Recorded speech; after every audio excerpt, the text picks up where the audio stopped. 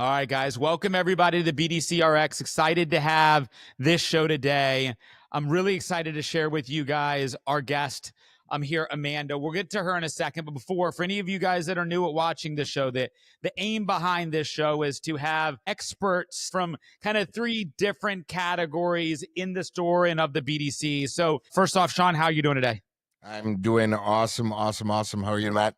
I'm doing fantastic. So, guys, for any of you guys that don't know Shawn, Shawn is one of the biggest, most renowned consultants inside of the automotive space, and he helps dealerships, hopefully like yours, fix, solve, and address any issues around the BDC. Shawn will go through all of his experience throughout this, and you guys will hear how intelligent he is able to execute a plan for a store like yours, if that's something you're interested in. For me, I run a company called Spinwheel. Part of my business is we do outsource BDC as well. I learn from Shawn every day. But before we get too deep into us, we can talk about us all day. I'm excited today to learn from Amanda. So Amanda is a BDC director. She also is an expert at marketing for her store, and I'm excited to get to know more about you today, Amanda. So tell us a little bit about yourself. How long have you been at your store, and what all do you do? So I am the BDC manager here at Randall Ford. We are actually America's fourth oldest Ford dealership in the country. So we have been in business for 118 years and still just, killing it every year. I handle all of the incoming BDC leads or BDC agents, get everything turned over to sales staff, make sure everything runs really smoothly. I'm also in charge of marketing, advertising, anything in the digital spectrum I handle. Just to get a landscape, first off, where's Randall Ford? So we are located in Fort Smith, Arkansas. So we're right in the heart of the country, just right on the Oklahoma-Arkansas border. Okay. And what is the size of the team? So we deal with people who have tens of people in the BDC, some one-man shows. What's the size of your team? Well, our team, we have 2 BDC agents that are in office, and then we have myself. We have a sales staff of 10 team members. That's excluding management. We have 2 managers, and we work very efficiently and as close as possible. So, our aim is for the BDC to really be, I guess you would say, like a silent ninja in the background for our sales staff, silent assassins is the way that I like to consider it. It's an interesting perspective, Shawn. Would you classify BDCs maybe that you build and run as that kind of silent assassin in the background? I tend to think of as I'm the loud neighbor that's disrupting a lot of things, but maybe the silent assassin is a better way to go. Shawn, what do you think? That's actually a great question, or a super interesting concept. So as we saw with many people, and 2 decades I'm doing this, and yourself and Amanda as well, it really depends on the ecosystem. As we've seen in just in the last 3 shows, we've had a broad spectrum of people, which is awesome. Super excited to hear about Amanda's setup today. What there's internet teams, there's hybrids between in-house and outsourced. There's in-house only, outsource only. So I fundamentally believe do what works. I've said this before, and I will continue to say it. I think I rubbed Mark the wrong way really, really quickly. He came back to the last one when I said BDC is not the goal. It should be the vehicle that gets you to the goal. However that vehicle is created or put together or synthesized, as long as it works with regards to industry standard, the numbers that we're looking for, 30% global sales, etc. So I'm actually the silent assassin. Typically speaking, in an in-house BDC where it's not cradle to grave, it's that typical, the lead comes in, we treat it, long-term follow-up, set up appointments. That's the simple version, obviously. Set up appointments, get the appointments to show on the sales floor, and all the extras, we're following it on a long term. So with regards to that, if I'm not mistaken, Amanda, if that's what the setup is, unfortunately, we're the forgotten people in that mystical room all the way in the back where the work orders are kept and the old monthly sales signs. So typically speaking, we're the forgotten about, but we're there definitely. It's so funny that you mention it that way. Whenever I first got here, just team members from all over the dealership, people from the parts department, people from the service department, they were like, we never knew what BDC did. We had no idea what your guys' job is, the aspects that you handle, the situations that you handle. And so, we work in the background. We take care of that long-term follow-up. We Yep. build the rapport to get customers into the lot and make warm transfer turnovers and really make it as efficient as possible for our sales staff. We have a smaller sales staff comparative to the amount of traffic that we get. So being efficient is extremely crucial. Yeah, and you really said something, Amanda, that I'd really, really like to touch up on because listen, I mean, 118 years old, that is phenomenal. As a matter of fact, I'm over here in Montreal, Canada, and I started off at this group called Spinelli, and this year they're actually turning 111-year-old. So I've actually kind of been in that dynamic where it was literally for me in my early years. It was like a university. It's so rich in tradition. Your customers, you don't necessarily, you have a lot more loyalty. So Absolutely. with regards to that, after 118 years, I'm really curious as to when you said they didn't know what it was. Is this a new concept in your building, or is it was always there, but then when you came in, you kind of made a lot of noise, and now they're asking Uh, the right questions? Yes, that's pretty much the way that it was. So they have had the BDC for a while, and then if it didn't work, there were times that they moved away from a BDC. It really depended on the dynamic of the sales staff, what the sales staff needed. Since I have joined the team, I've been the one that's making a lot of ruckus, making a lot of noise. Making um, friends, huh? Making friends. absolutely, absolutely. Well, I'm the type of person that I believe we all have to work as a team. And it isn't just BDC and sales, it is every department. We have to work together if we want to keep loyalty in this business. With the internet and having all the information at your fingertips nowadays, it's so hard to establish loyalty with customers. And so it really takes everyone in every department firing on all cylinders to, create and build a sense of loyalty with a customer to keep a Yeah. customer loyal to you. So as Matt was saying, sorry, Matt, I just have it's just No, you go. so as Matt was saying before, like the purpose really of this show is not necessarily to highlight any three of us and all that. Like this information is accessible on LinkedIn or what have you. It was really to give back, to educate. Let's have the hard conversations. Let's interview a bunch of people that, such as yourself, that it's always been there, but only as of recently did it come to light. So a lot of people are struggling with that exact same thing. I think there's a lot of people that are going to be looking at this show for answers. So this is generally the avenue that we take. So I'd like to, for anybody watching that may be like, no one's listening, or that had a previous situation like yourself, you said the key word there, work together. I fundamentally believe that. So what did you do for people at home maybe taking notes? What did you do? Like, don't give them your secret sauce. But for whatever you can share, is there something specific? Like, what would be 3 steps or 4 steps that somebody right now that's struggling could implement to get buy-in? Well, one thing is communication. Communication is always key. You need to communicate with your sales staff. You need to communicate with your sales managers. You need to communicate with your BDC agents that are in the BDC office. When you say you need to, you're talking about the general manager, you're talking about the BDC manager, like who are we talking the about? BDC manager, Okay, the BDC manager okay. particularly. So be proactive. Absolutely. Absolutely. You should always want to know what is going on with the sales team downstairs. Because when I came into this store, one of the first things that I did is I had very candid conversations with the sales staff. I wanted to know how they felt about the BDC, the way that things were working, so I could see the gaps in the process to really create and build a process around the store. One process isn't for everybody. It's not going to work for everybody. So you really need to hone in on the gaps that need to be filled, look for areas of weakness, figure out ways to make it stronger, make things more efficient, and get everyone on the same page. Second bullet point that I would have to say is know your marketing.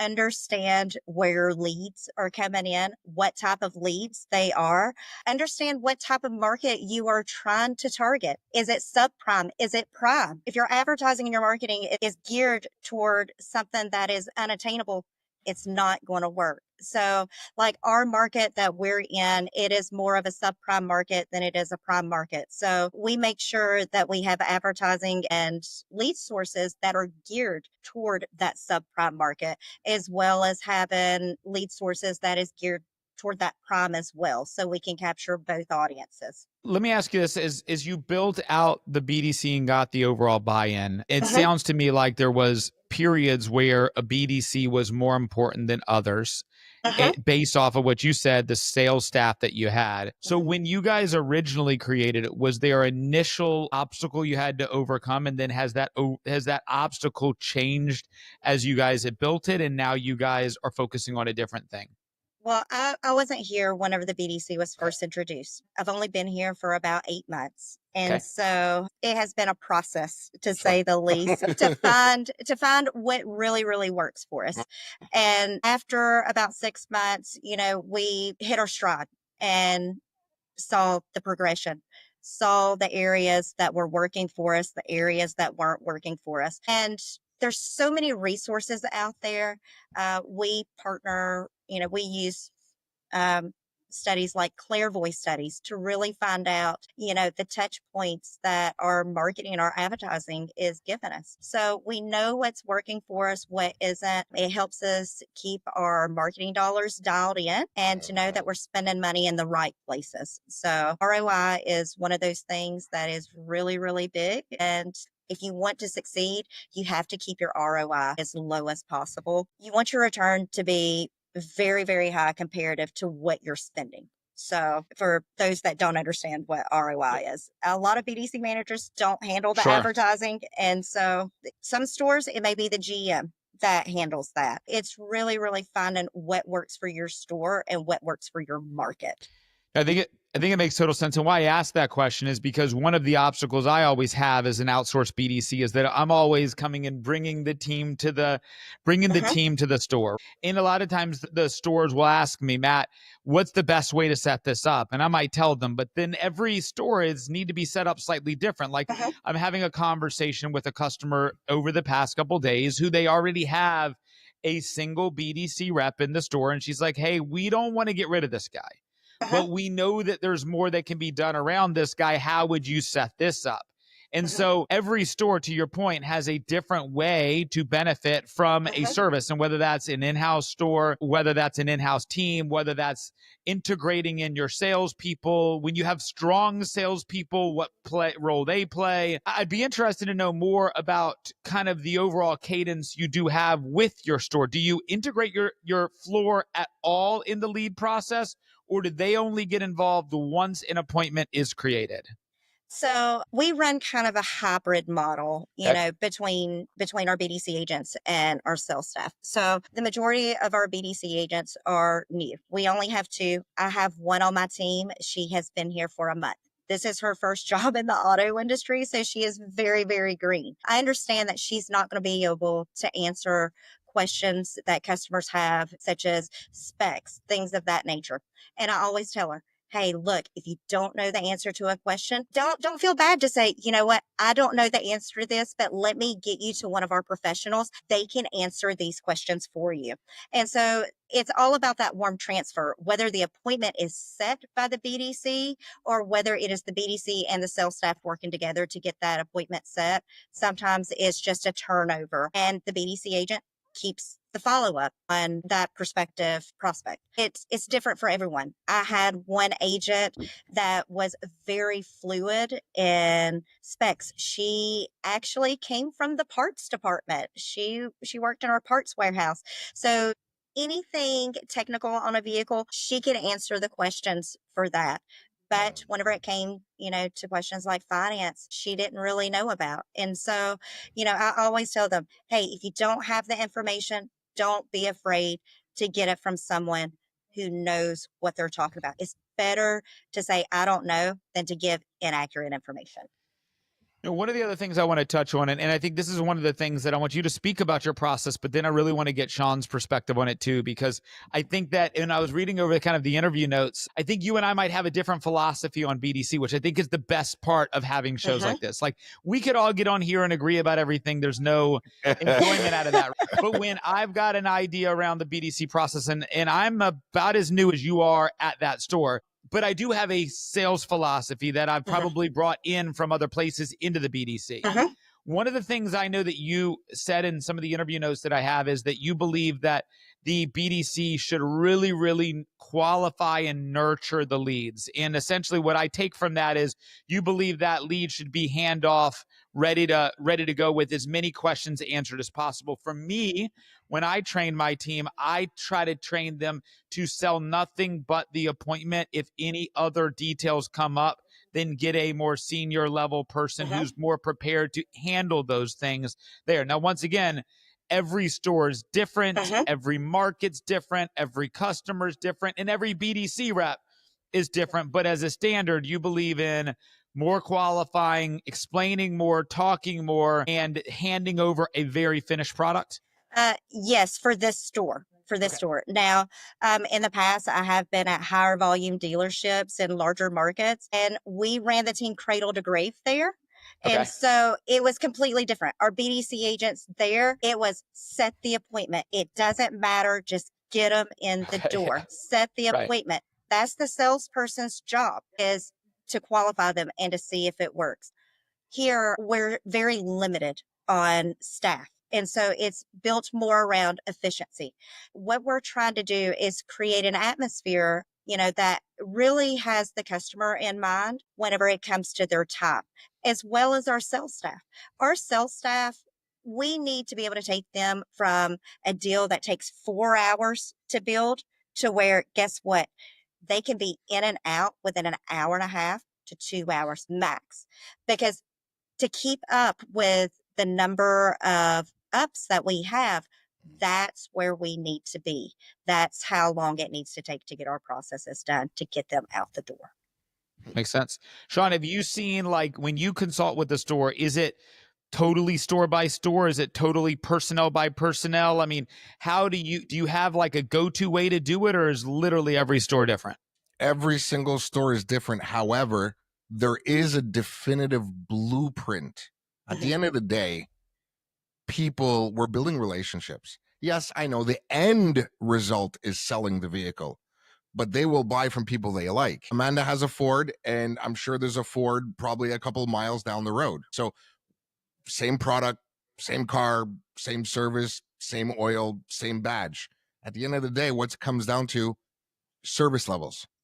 So yes, of course, the minutia, or there's some minor details that will change from ecosystem to ecosystem. But at the end of the day, I think Amanda more or less alluded to it. We're building relationships, as I would assume, especially with a dealer that's so rich in tradition, 118 years old. They've basically been there since the town was built, right? So if you think Ford, you're thinking about Amanda's Ford. So I think that customer base, without knowing them, correct me if I'm wrong, Amanda, but I fundamentally believe that it benefits the BDC agent to not know the question and say, hey, wait a minute, let me get you that answer. I don't have it. I think it's almost an expectation from that type of client base. Whereas if you're in a larger metro area, how many leads would you say you get roughly, Amanda? Roughly. Roughly per month, we get about 400 internet leads. Yeah, that's what I thought. I was going to say 400 or 500. So, Matt, what you're talking about, from my experience, once you start getting to the 800, 1,000 lead mark, that's where it just becomes like this sausage factory. We're like, okay, book the appointment, because now we're dealing about volume. And you're talking about 400 leads, which is nothing to gawk at. We're not getting 400 ups. So 400 leads is excellent. So now it becomes taking care of them to actually go and get that closing rate that we're looking for, that 12 to 15% on leads, or that 30 to 35 global sales. You need to put a little bit more white gloves. I would assume they're typically going to take a little bit more time, because they're probably comparing a Ford to, I don't know, a Toyota or whatever the case may be. So what you're talking about, in specifically, if I was to walk into a store with you know, a lot of years under their belt like that, that now becomes for me what I refer to as an ecosystem of high trust, high loyalty. So I have like this, I don't know what you want to call it, some kind of this 4 quadrants: high trust, high loyalty, low trust, high loyalty, et cetera, et cetera. So it's establishing what is this customer base? What are we, Amanda said it before, actually quite amazingly. Let's establish what kind of people we're dealing with. And then after that, to Amanda's point, process. What's working, what's not. I just want to back up real quick because I think we went over it. But with regards to educating the people watching this, and Amanda, please, I'm going to refer back to you just to make sure I didn't miss it. You said it took you roughly about 6 months? Mm-hmm. Okay. It did. That is so critically important. And I just wanted to make sure we didn't go over that because for myself personally, you know, I built BDCs for 18 years under the rooftop. And then during COVID, I took a chance on me and I started coaching and consulting with BDCs literally all over the world. So one of the things I get called upon, not when there's smoke billowing, but when it's on fire. And they're like, Shawn, we need this fixed and we need it fixed like yesterday. And sometimes when I give that kind of, well, I don't know, I didn't do the whole discovery call yet, but it's about a 3 to 4 month process until we really kind of find our bearings and get going. And a lot of people freak out. Mm-hmm. So I'm really happy to hear you say that, Amanda, that, okay, fine, 3 months, 6 months, that's not the point. But the point is, it's not done in 2 weeks or 3 weeks. You have to talk to people, get people's buy-in. One of the other things I wanted to refer to that Amanda mentioned with regards to ROI, one of the most simplest ways, because I do ROI with my customers, and one of the most simplest ROIs. So hypothetically, end of the year, the BDC is responsible for 30%, let's just say. So what does that amount equate to? 100 vehicles, whatever, as an example. You take 100, you multiply it by your gross profit, it gives you a number. Take that number, subtract it from the salary you paid out, there's your ROI. That's where I would start. It's a simple way of establishing an ROI. And then from there, you could really get into the meat and potatoes. But there's a definitive way to calculate your ROI. Because like Amanda said, the ROI is the most important thing. The BDC can be a great thing, but it can also be a big cost if it's not set up correctly. What are your thoughts on that, Amanda? Absolutely agree. You have to know your lead sources inside and out. You have to understand who they are targeting, what they are targeting. And here we have 3 major players whenever it comes to third-party vendors. You're looking at Car Gurus, Auto Trader, and Cars.com. And each one of those, if you've ever worked with a third party, a third party lead company, they have different tiered packages. It is different. Of course they do. Different tiered packages. It's having the most expensive package may not work for your store because it may put you so out of budget where it isn't efficient. And put a strain on your team because of too many leads, like the ICOs. Like, absolutely, they didn't want to buy a car. Yes, absolutely. It's really knowing your lead sources and what you're looking to get out of your lead sources, and understanding, taking all of that data and being able to put it together and just make everything marry and work. I'm a big believer in data. I track everything, from the turnover percentages to lead percentages. I track everything because every bit of that matters. The data will always tell you where you are. And if you have a goal in mind that you want to get to, if you know how to read the data and interpret it correctly, the data will take you. It will tell you the path that you need to go on to get where you want to go. So I come from more of a marketing sales background. So, I used to be the vice president of sales over at Dealer On, at Team Velocity. I worked at Pure Cars for a period, Dealer Alchemist, LMI. Come from a lot of that background. And so in addition to that, what I did is I actually built out a lot of used car divisions for those companies, things that they didn't ever focus on. They never focused on used car dealers. And one of the things that became a big point of contention and conversation when selling advertising, especially paid advertising, which is the value that you get behind third-party leads and all the other advertising that marketing company or website company or SEO company is all trying to get you to spend money. I'd be interested to know from your store perspective, out of those 3 primary third parties that you just mentioned, plus maybe your website and paid advertising approach, what do you find you're getting the most bang for your buck on, and what do you feel like you're getting the least value out? The biggest value is 100% Google. Google. Okay. Google Now, to be clear, Analytics. organic Yes. or paid? Paid. Got So it. Okay. your paid Google will help build your SEO and your SEM. Whenever it comes to third-party vendors, hey, everybody knows Auto Trader, everybody knows cars.com. When you go to search for a vehicle, do you go directly to their website? No. Most people are going to go to Google, which is the largest search engine in the world. Most people are going to go to Google and put in some kind of a phrase. F-150s near me for sale, Ford Mustangs for sale near zip code. And then that's where it populates and it draws for your third party vendors for Car Gurus or cars.com. And so that is one thing that we partner with a company. We work with a company called Dealer Teamwork, and I recommend them highly. They really, really focus in on our SEO and our SEM for retargeting, because that is one of the biggest things that you can do whenever it comes to digital communications. You want to retarget. You want to serve your ads in your name in front of as many people as possible. And so whenever you're building your SEO and you're building your SEM, that's the best place to start, is with Google. Okay.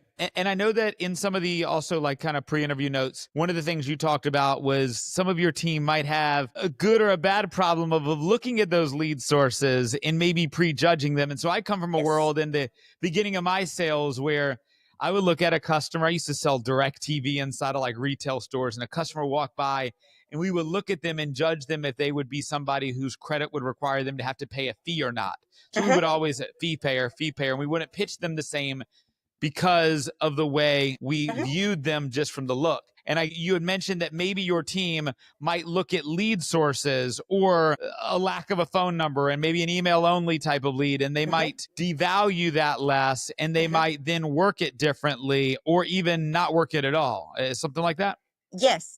So a lot of times through some of these third-party vendors, you get these, they're not anonymous leads. They do have a name on them, but of course there's no personal information on it. It is just like this anonymous email that it goes back to. And so they don't take a lot of stock in those. And those are leads that most of the time we would just miss out on, because they would just be like, oh, these people, they're not really in the market to buy anything, because if they were, they would put their information in. But it's learning how to use the information that you have and what to give back to them. So like with customers that you just mentioned that only have an email address, well, we have a solution for that. We actually do a lot of video with our store. We send video by email. So it is all about capturing their attention in the methods of communication that they prefer. So I would actually, I'm quite curious because I saw those in the notes, and I really wanted to talk about it actually and get educated, because I'm like, I guess what they would call old school. So I love actually this format because I take a lot of notes. I'm already almost at 2 pages. So I take a lot of notes as well, just to inform myself, which is kind of cool. When you think student of the business, it's an ongoing process of just disrupting your old belief systems and just learning new stuff. So if we could just jump into videos, I'm really curious. Again, just my opinion. I don't really have a good or bad opinion, but I would just really like to just, speak on this and get, some of your feedback, because it's been working for you clearly. I believe, video came in 2-3 years ago, maybe, like it really exploded, the concept of it. I think that it didn't really catch on as much as most would believe. Shout out to Duran Cage, one of the best video BDC coaches and trainers out there. I've known him forever, and he's just leading on this, and we go back and forth a lot, and it's cool because we can have the challenging discussions. But I don't really feel that it took off. I like the videos, but I just don't necessarily feel that it took off the way perhaps that it should have, including the service as well. And the reason that I think, and I would love for you to correct me or at least speak on it, and please feel free to like drill into him. Correct him, Amanda. Correct him. But I feel that with the advent of video, that it came so quickly, which is cool, the concept, but not everybody's comfortable making videos. That BDC agent that's stuck in an office with 3 people around them and everybody's talking, case in point that you have to do this episode there, as well as on the service side, asking a tech to do a video and send it to the client because something's wrong with the car. I think that that's perhaps where it kind of went astray and wasn't adopted as much as it should have been. But I would love to get A, your take on it, and B, if you could share with people, again, not your secret sauce, but what it is that you guys do that made it so successful. Real quick, Amanda, before you go, because I do want to share my own experience on this and just maybe make sure I understand what you're saying as well on this, Shawn. So you're not saying that you don't believe in the video, but the execution of how the video is being implemented in the store is probably where the big miss is.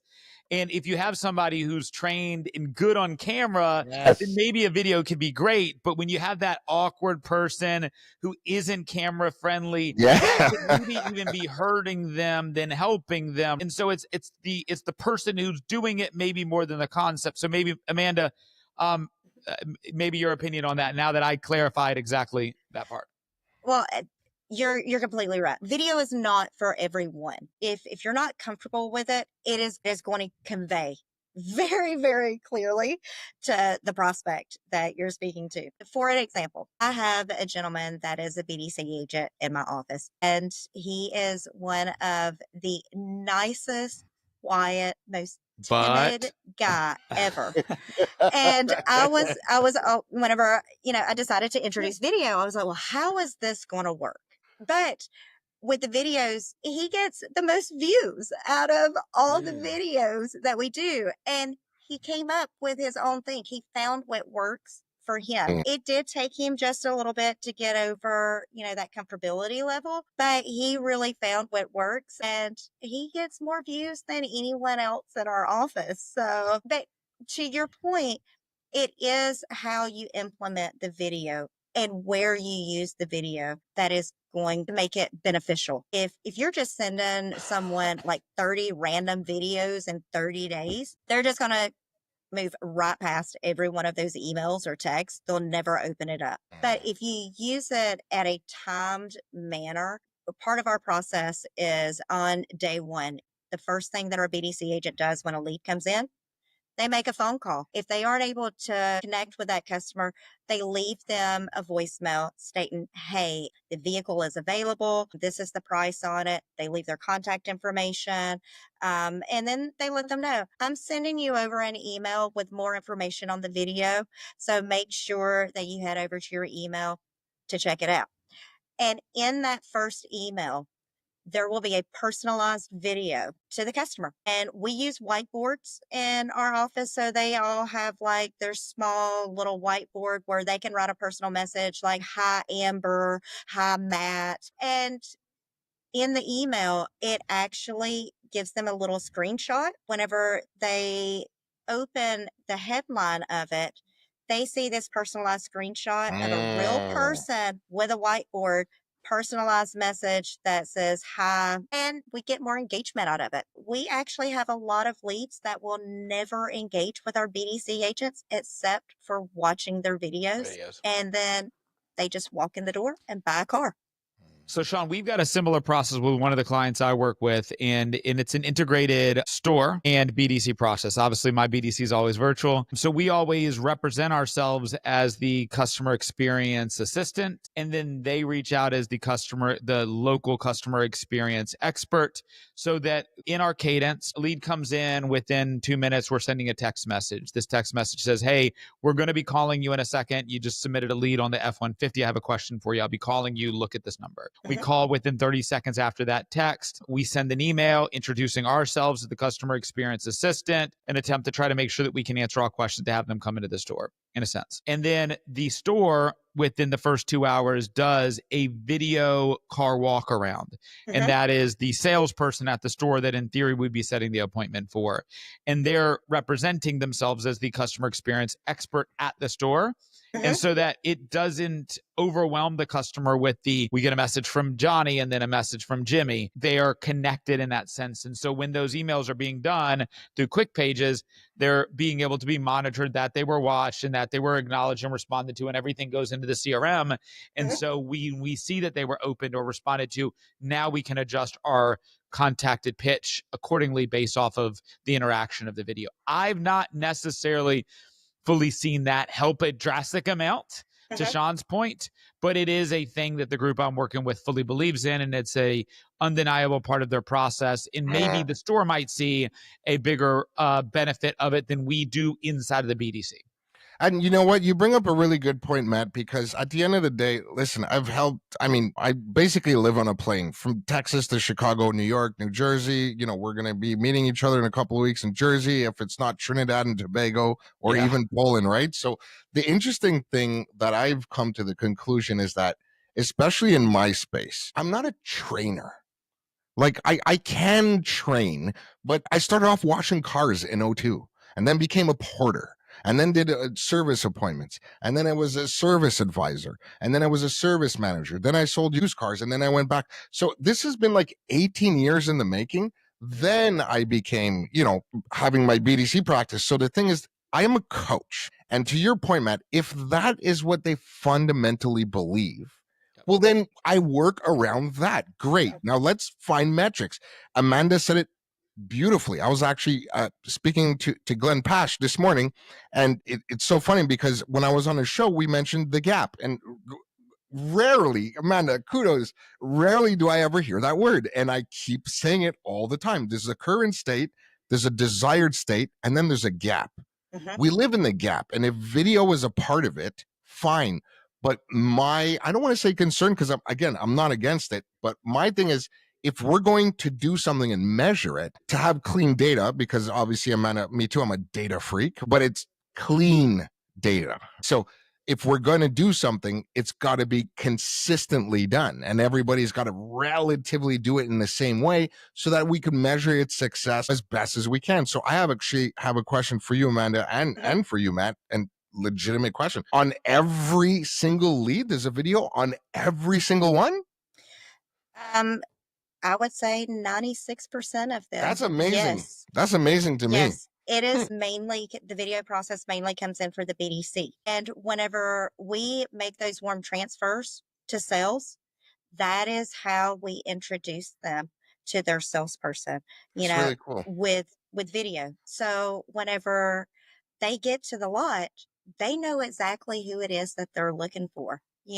They're not walking in, just standing there blindly looking around they don't know who it is. They just know a voice, they know emails, they know texts, they know phone calls, but they don't have a face to it. At least this way they have a face to it. And so it's a way of building rapport with them without even trying. It's people warm up to someone that they are familiar with rather than meeting someone in the cold. Sometimes it can be a turnoff.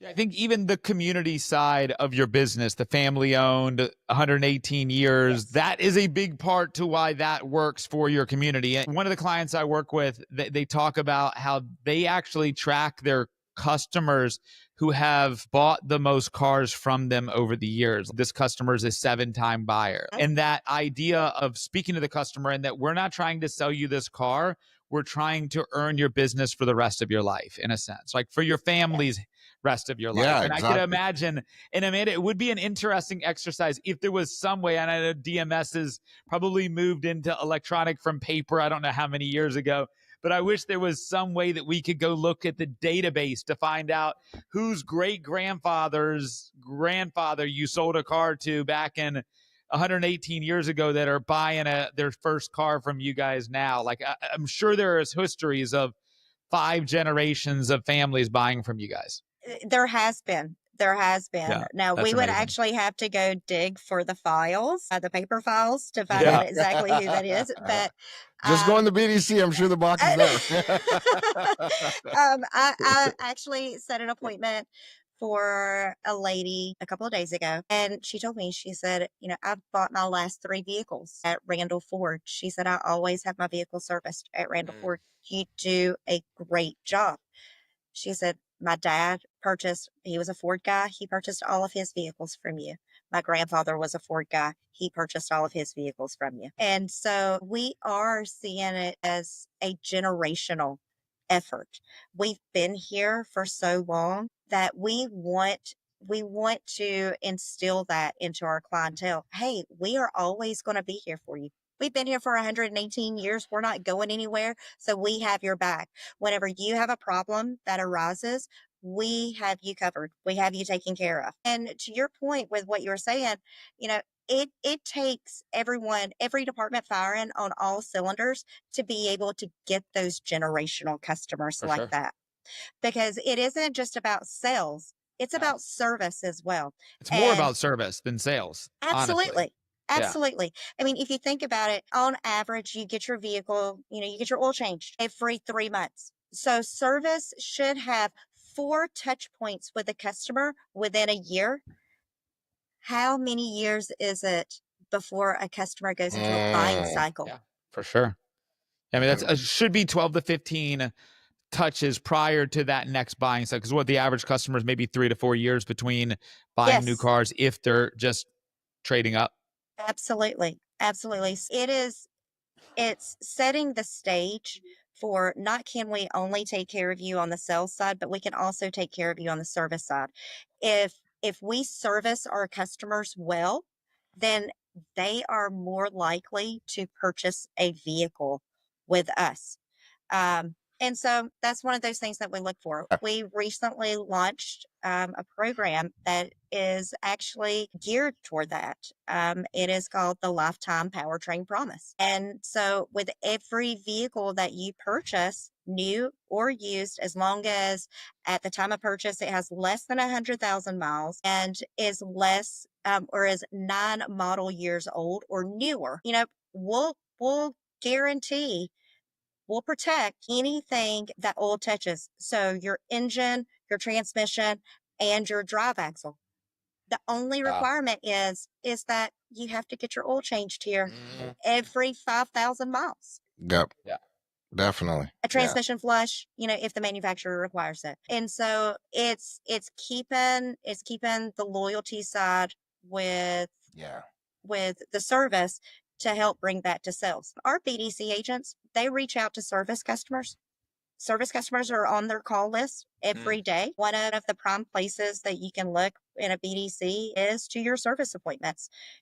We contact our service appointments and ask them if they would like a complimentary appraisal of their vehicle. Service to sales, like Absolutely. coming in for service, converting into a sales. Constantly cultivating. Absolutely. Yeah. Absolutely. So, our BDC, some are geared only towards sales, some are geared towards service. We do both, and we try to be the full service package.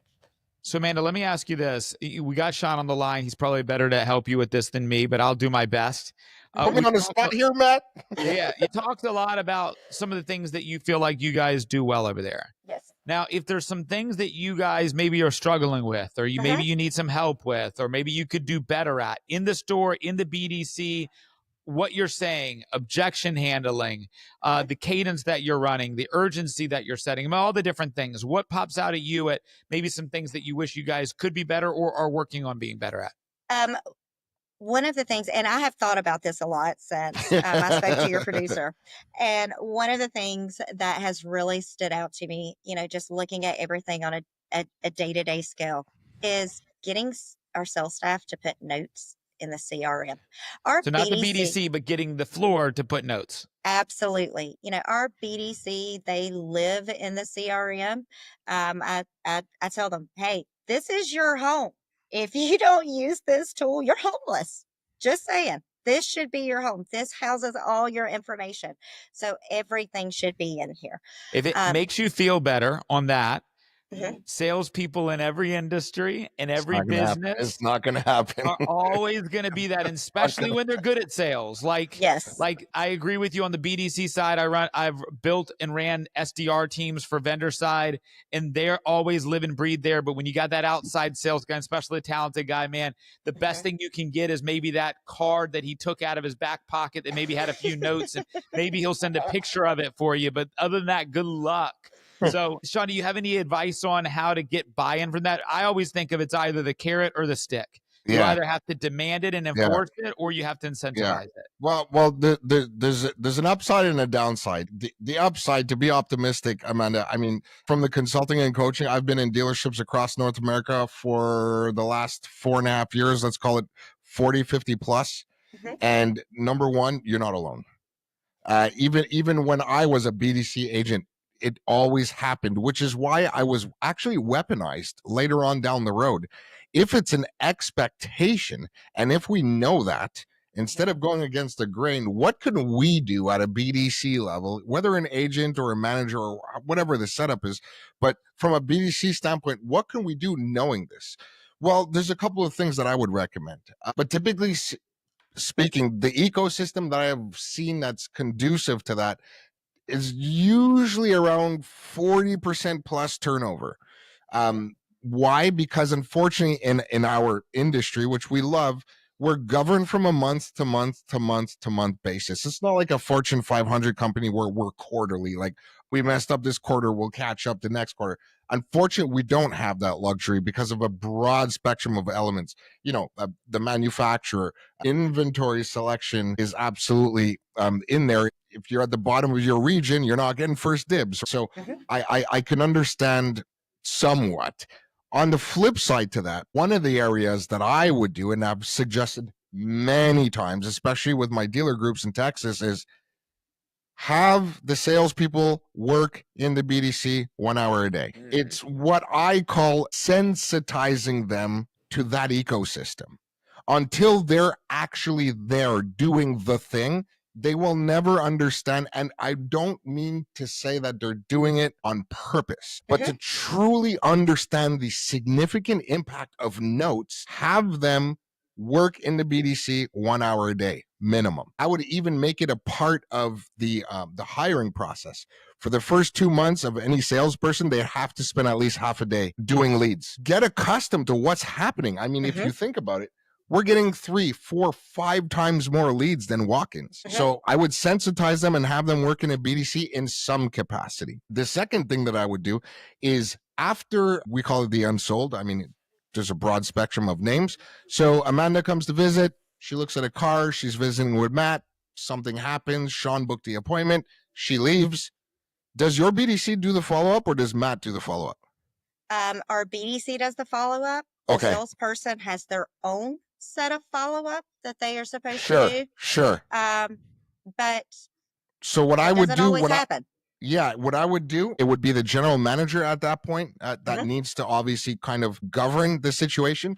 What I constantly recommend is having a morning scrum in the morning with all stakeholders in the boardroom or wherever you guys do it, and go over all the previous day appointments. Hey, Matt, Amanda came in yesterday. Hey, Shawn, Amanda came in yesterday. Did your BDC call? Yes. What did they say? Well, they said this, and this. Great. Did you put notes in the file? Matt, no, I didn't. How come? Like, we really need to work together, but instead of that he said, she said, have everybody what I call a scrum. It's not a meeting, and we're not here to throw knives at each other. We're here to simply look over all the unsold appointments from the previous day. And then now what you're going to start seeing is you're going to now at least start the conversation as to, okay, well, she said this and she said this and she said this. And then the manager could look at Matt and say, well, how come you didn't indicate that in the notes so that when Shawn calls Amanda, we look a little bit more professional? Now it becomes the image of the company and not just a silo, BDC and sales. Yes, and I completely agree with you. That is a conversation that I have with my dealer principal, as well as my GSM constantly. It makes us look disjointed. And if we look disjointed in the sales process, why would anyone want to give us a chance at service? Absolutely. Exactly. To your point, yeah. Yes, and so I really appreciate the feedback on that and the ideas. It definitely works. I will definitely bounce helps. Those, off of my GSM and my dealer principal and see how we can implement some of that. You know what? I'd be curious, Matt, obviously, because you're implicated in booking appointments from a distance. How does it work for you? Like, okay, you guys book the appointment, people show up, like outside of like maybe a dealer principal, like, I'm not happy. That's it. Show up, we're done. Wow. I'm going to change my structure. Yeah, I mean, I'm not opposed to the idea of it alternatively, but essentially, and we're adjusting this process, and every store, you know, is slightly different. But in general, our job as the BDC is to sell the appointment when they show up. Which is super interesting. That's one of the distinctions between do I go in-house and outsource. Like there's pluses and minuses to both. And I shouldn't say minuses, but you know, there's advantages and disadvantages to both. That's all, right? So yeah, whatever works. And there's been discussions around having us do CSI calls after. There's been discussions around us having to, hey, I know you showed up, you didn't buy the car, what happened? Type of discussions as well. We don't do that. I wouldn't be opposed to us doing that. But as you know, Shawn, we get paid, and Amanda, just so you know, we have two different structures that I bill customers for. Number one is I bill a flat rate for leads that we manage.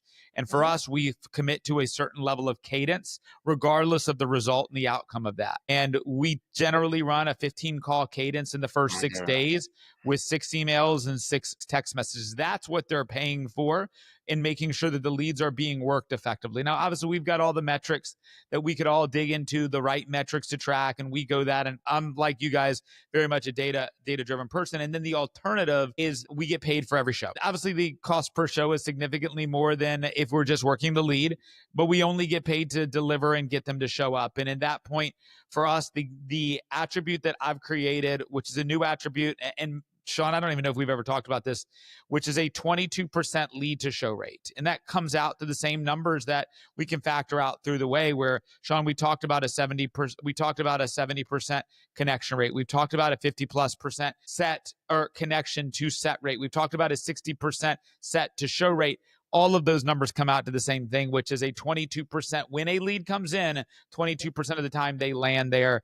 And what we aim to have, which is out of our control, but we still aim to have that, which increases the overall quality, which is a 12 to 15% buy rate from those same leads. So we're tracking the data heavily, but yeah, once they show, they go. And even in general, for most of my stores, once we set it, we're done. Because in most of our stores, we're doing a VIP transfer, and we're basically transferring the live appointment customer to the store where the desk is doing a confirmation. And then now at that point, we're essentially transferring ownership of that customer. Now, we still track every appointment of a customer to come in today at 10. By 10:15, we're looking in the system. Did it show? If not, we're calling the store. Did Johnny show? Do you want me to circle back with him, see if I can get him back in if he didn't show, or you've talked to him, he's running late? But that's more on the store to make sure that it shows. But when it's VIP'd, we have a 90% show rate. So our biggest thing to focus on is, can we get the warm appointment transferred to the store so the store can get a reciprocal VIP done? And when we do that, it shows 90%. When when the customer gives an appointment but unwilling to do a VIP, they show less than 50%. So there's a big draw of distinction in regards to the return on the outcome when you get a VIP. Interesting. Bless you, Amanda. Amanda, thank you. any other questions, thoughts, discussion points that you wanted to go through before we wrap up? I really think that covers everything. That has been one of my biggest irks. And so I really appreciate the feedback on that. And that is definitely something that I will talk to, my bosses about, implementing. So, and if you need help, somebody explaining it to him, we'll send you the clip. But we'll also, a guy that can help you. Yes, I do. Exactly. And the discussion is free, if anything, right? So you walk away with ideas. Why not? Well, Amanda, look, I appreciate you giving us the time. I know it's never easy to carve out time to have conversations like this, but I know I learned a lot. It sounds like Shawn took a couple pages of notes. I'm going to have to get him a new notebook here pretty soon. And hopefully you learned a thing or two as well, Amanda. And more importantly, I hope anybody who's listening learned something. If you did, I would just ask, like, comment, share. We put out a ton of clips. We put out one of these every single week. So as much as you can share this with us, I know that Shawn and I would absolutely appreciate it. Amanda, once again, thank you for our time today. Any last words? Just have a great day and happy selling. Appreciate it. Thank you so much, Amanda. Thanks. Have a great one.